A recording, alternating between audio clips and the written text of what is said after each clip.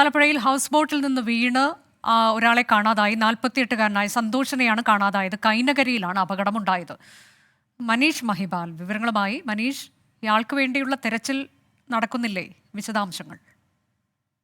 അനുജ, ഇന്ന് ഉച്ചയ്ക്ക് ശേഷമാണ് ഈ അപകടം ഉണ്ടാകുന്നത്. കൈനകരി ചാവറ ഭവൻ ബോട്ട് ജെട്ടിക്ക് സമീപമാണ് ഈ അപകടം ഉണ്ടായിട്ടുള്ളത്. രാവിലെ 11 മണിയോടുകൂടിയാണ് പുന്നമടയിൽ നിന്നും ഹൗസ് ബോട്ടിൽ 1990-91 SSL ബാച്ചിലെ ആളുകൾ ഒത്തുചേർന്നൊരു ഗെറ്റ് ടുഗദർ പാർട്ടി സംഘടിപ്പിക്കുക. അതിന്റെ ഹൗസ് ബോട്ട് യാത്ര നടത്തുന്ന സമയത്താണ് കൈനകരിയിൽ വെച്ച് ഉച്ചയ്ക്ക് ശേഷം ഈ കായലിലേക്ക്, ബോട്ടിൽ നിന്ന് അപകടത്തിൽ കായലിലേക്ക് വീണത് ആലപ്പുഴ സ്വദേശി കോയിപ്പള്ളി കരളകം വാർഡിൽ തൈ വീട്ടിൽ 48-കാരനായ സന്തോഷിനെയാണ് ഈ കായലിൽ വീണ് കാണാതായിട്ടുള്ളത്. ഉടൻ തന്നെ നാട്ടുകാർ തെരച്ചിൽ നടത്തി വരികയാണ്.